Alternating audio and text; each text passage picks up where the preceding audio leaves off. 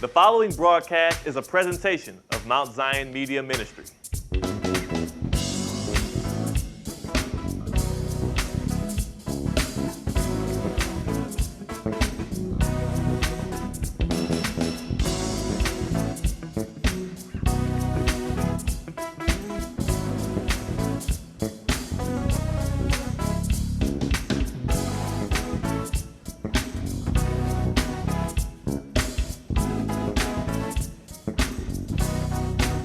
Book of Matthew, chapter 16, Matthew 16,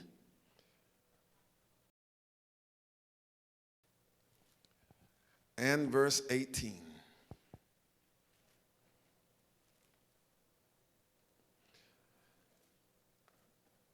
It's very simple. And I say also unto thee that thou art Peter, and upon this rock I will build my church, and the gates of hell shall not prevail against it. And that so you understand that I'm faithful to the text. All I want to deal with in that verse is I will build my church. Not talking about the rest of it today, but just that right there, I will build my church. And you may be seated. And the subject of the message today, this is my church. This is my church.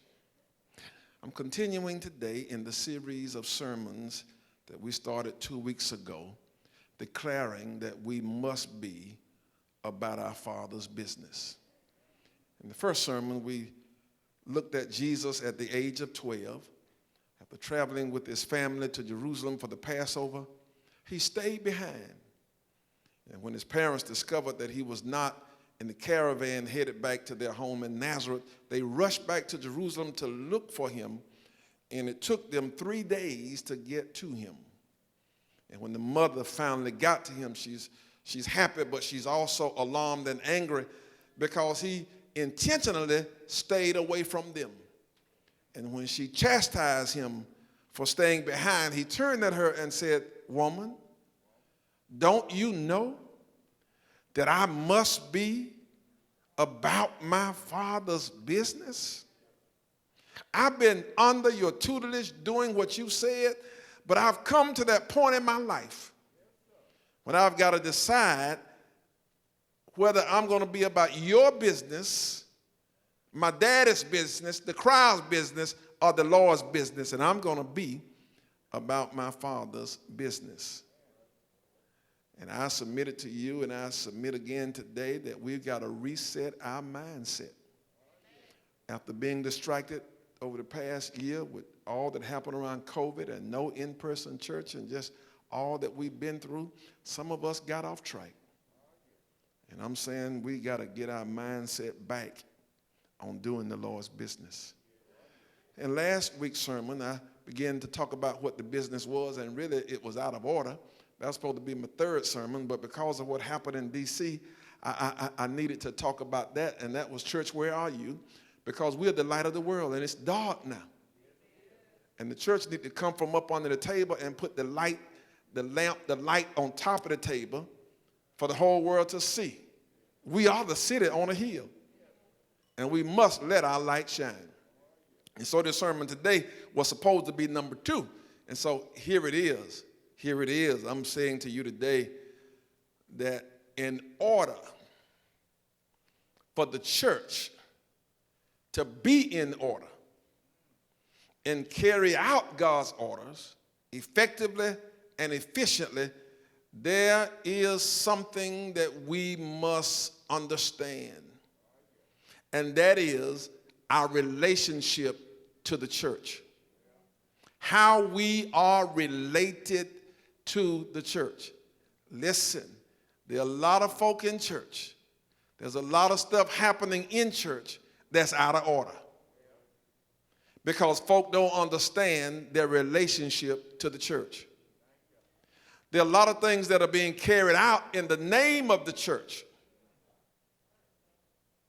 that are not being handled effectively, efficiently, because people don't understand their relationship to the church.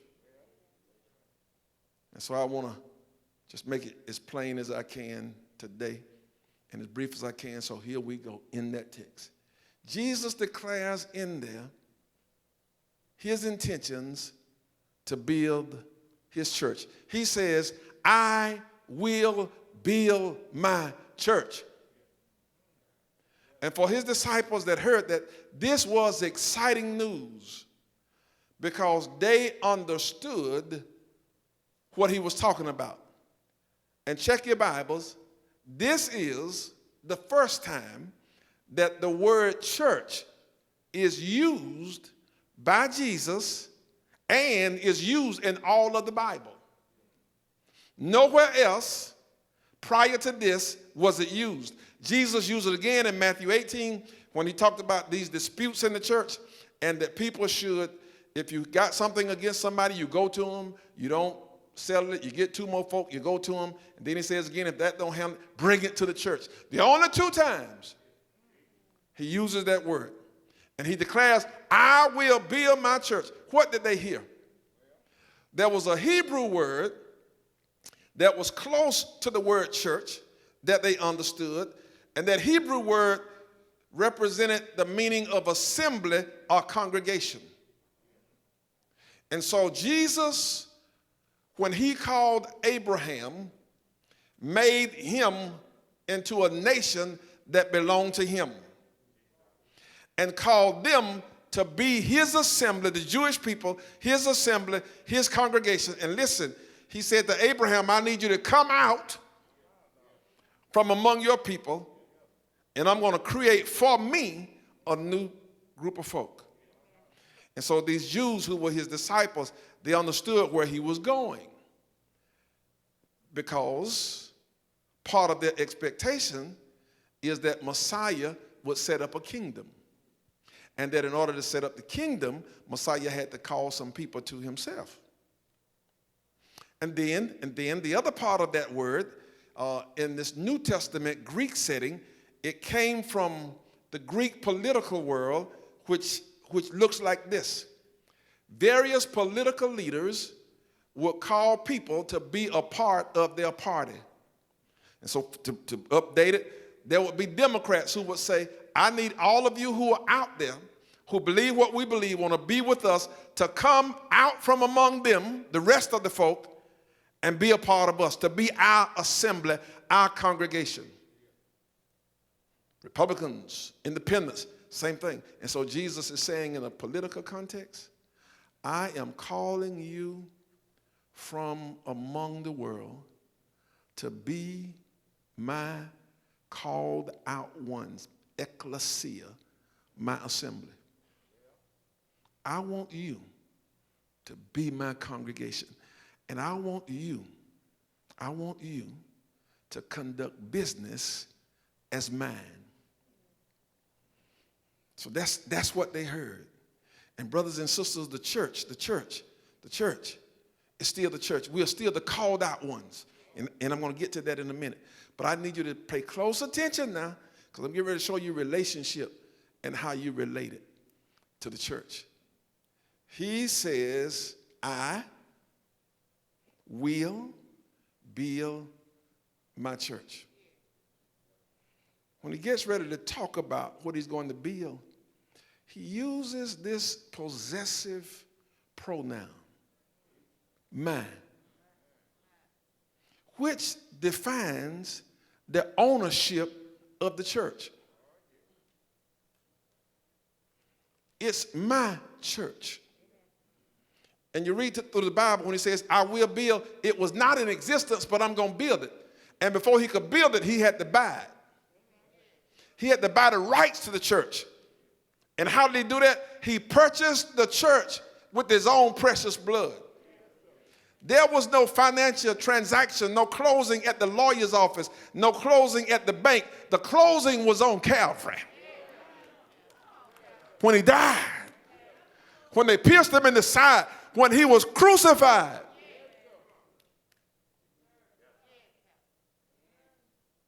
To declare ownership of the church. My possessive pronoun. What? Church, noun. person, place, not a thing. And so the person of the church is Christ and is his. And the place is the assembly place where the church gathers is his. I think you probably already ahead of me. So if I'm going to be in order and carry out business in order effectively and efficiently, I've got to rightly recognize ownership so that I can be rightly related within the church based on that ownership. Yeah, I told you already ahead of me. So all you folk in the church who've been walking around like you own the church,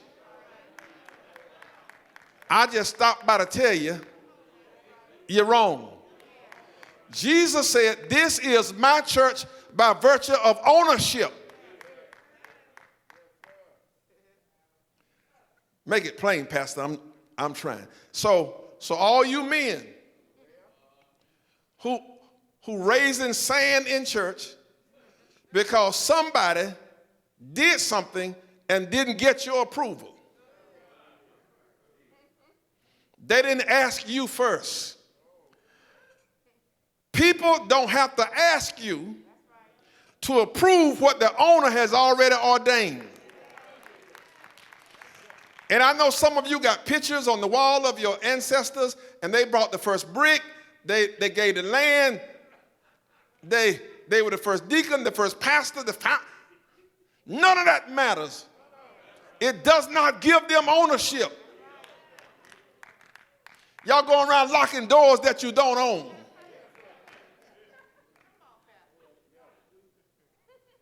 Calling the police on folk you don't have any authority over because you think you own something.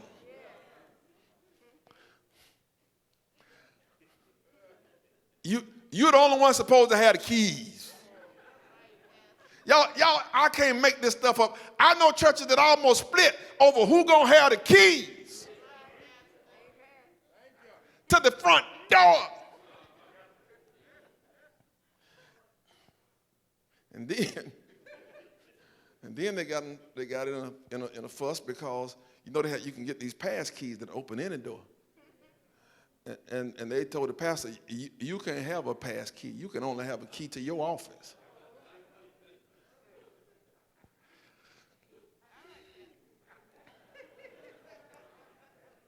And so folk walk around thinking that they own the church, and as long as that's your mindset, and you trying to do the Lord's business, and you thinking you own this place,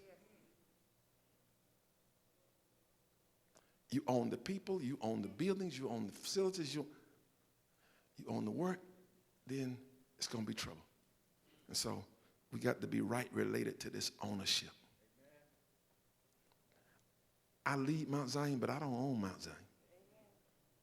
And so Jesus can declare that this is my church. Now listen. Now you listen close because I'm getting ready to tell you something that sounds like a contradiction. You do have some ownership in the church. And just as Jesus says, this is my church, I want to submit to you that you too can say, this is my church. And in fact, you're not really sold out and committed to the work of the church until you get to the point where you say, this is my church, and mean it from the heart. You ever been talking to church folk? Y'all church? What y'all gonna do? Them folk down there to the church, and they're a member of the church. And I run into folk in the community, and they call Mount Zion my church. I don't own Mount Zion. I don't want Mount Zion in that way. Don't you go to Simmons church? Go to the Lord's church.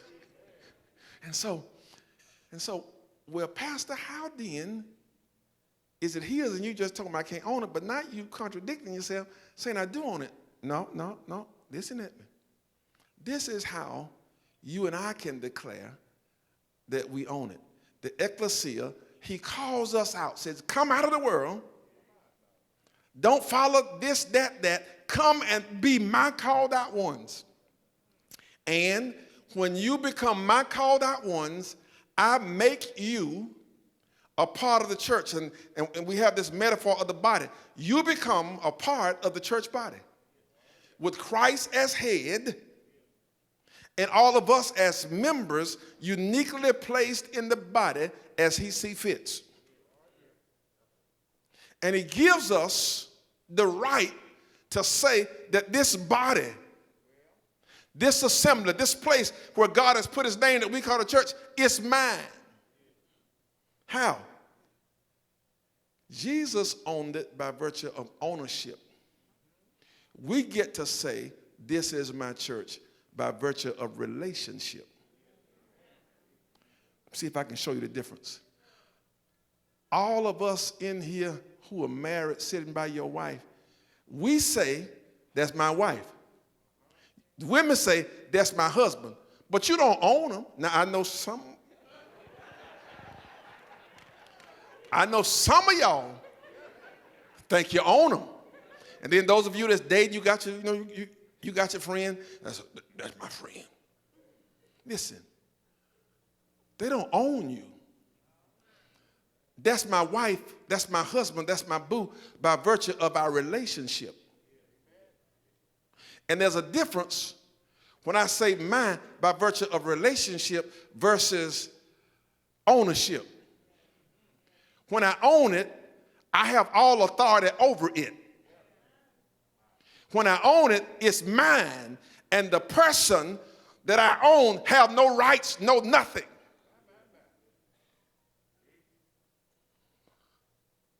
But by the virtue of the relationship, and when the relationship is severed, that ain't my wife no more.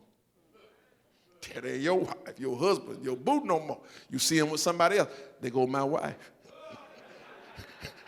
There go my husband. How that's your wife, your husband, and they walking with somebody else? Because you never owned them, they got the freedom to go do that. They were yours as long as the relationship. And so, by virtue of our relationship to the head and the other members of the body, you and I should be saying, this is my church. And until the mindset is in a place where it's not their church, it's not Simmons' church, it's not that place over there, but I am so committed now, so tied to it, that that's my church. This is my church. And listen. Why is that mindset so important?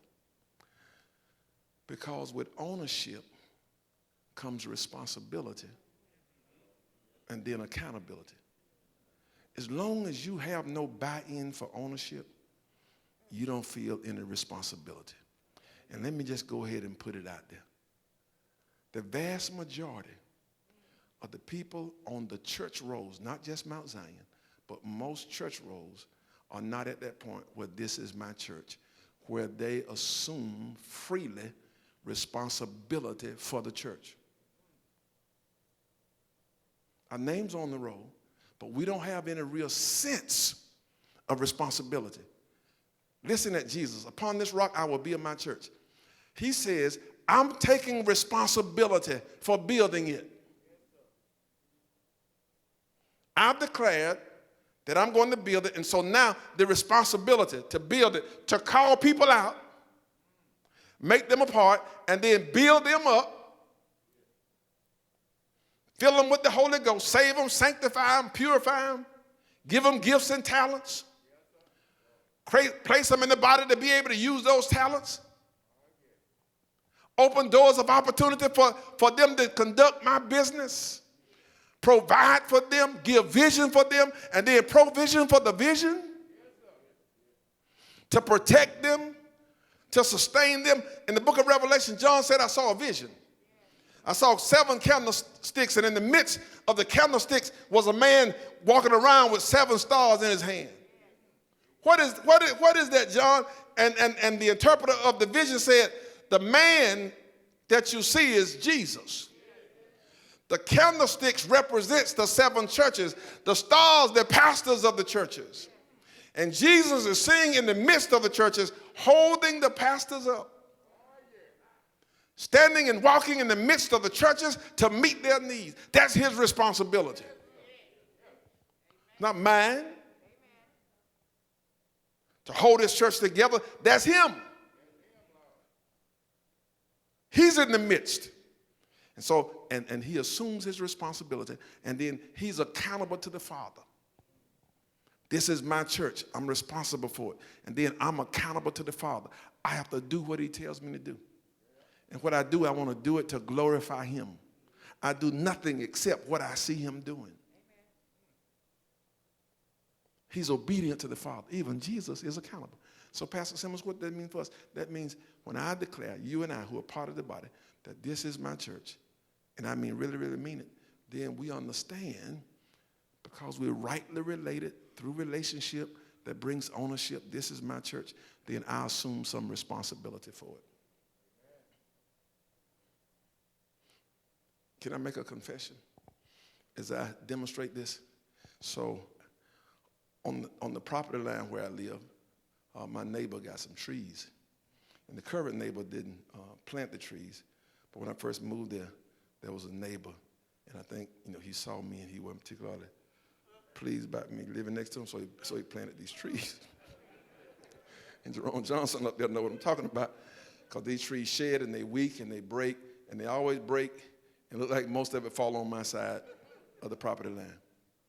Well, when I clean up, when I straighten up, I only clean up, straighten up on my side of the property line. And then one day, people were doing her yards, and they were blowing leaves on my yard, and I had to check them, blow them leaves right back over there on her yard, and put them in.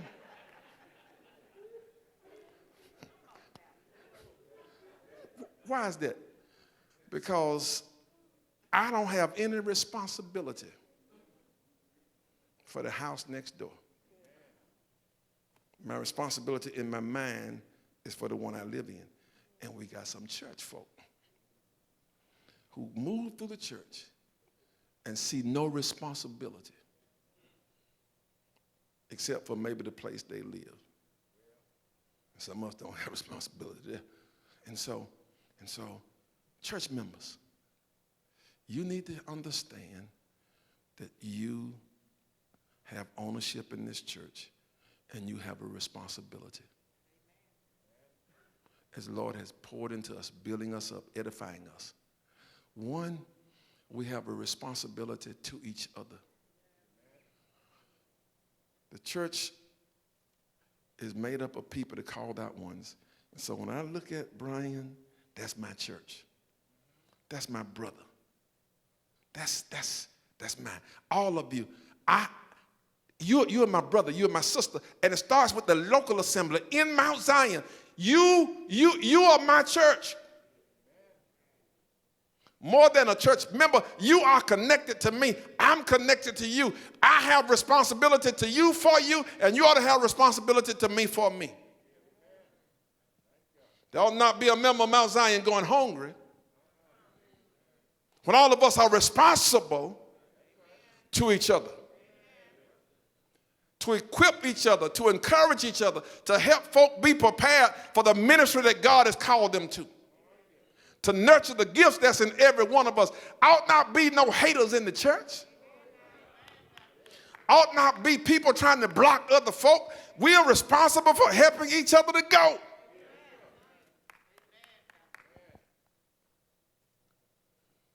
But you do know we got some blockers. Some of y'all need to go play for Alabama on the offensive line.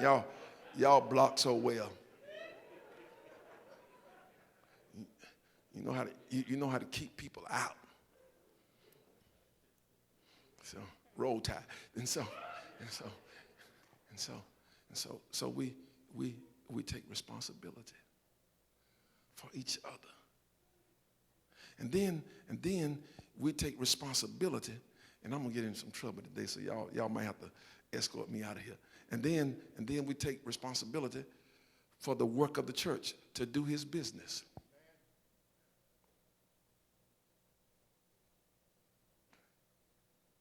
let me just give you two quick examples, then I'm going to get in trouble.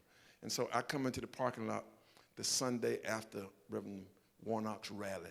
There were a lot of people and trash was in the yard and so forth. And so I come in from this side, and then as I'm getting out the car, there's a member coming in from this side, and I see her stop. She's dressed up, she's sharp now for Sunday. And what does she do? She started picking up trash because there was trash left from the night, and because she has ownership in this church, she didn't want her church looking bad, so she stopped and started picking up trash. She also protected her church because as a church, we did that rally in a nonpartisan way. And so we had generic get out the vote signs. But the Warnock people put up Warnock signs. And she understood that those signs couldn't sit. So what did she do in her Sunday clothes? She took up all those Warnock signs. Somebody drove by them and saw them and kept riding. They saw the trash, kept riding. They didn't care. Because they sense no responsibility to this church. That ain't my job. And if it is my job, I ain't working today, I'll do that Monday.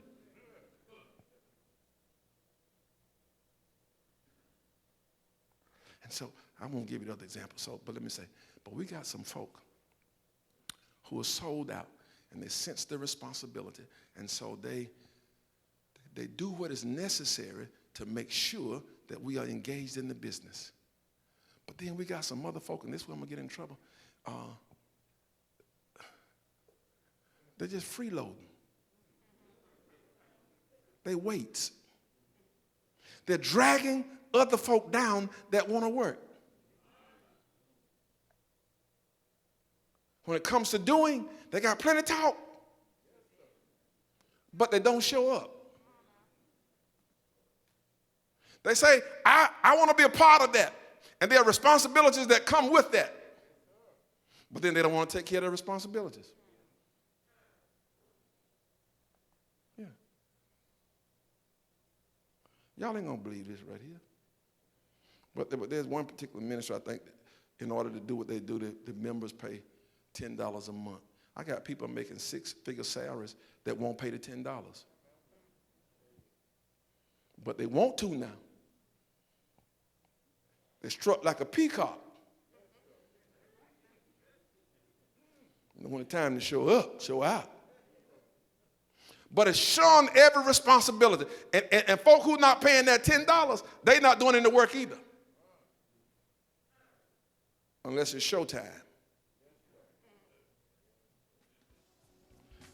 And those are the ones who always got to talk about what we ought to be doing. Somebody out there texting that box, preach, pastor. And then texting them, take care of your responsibility.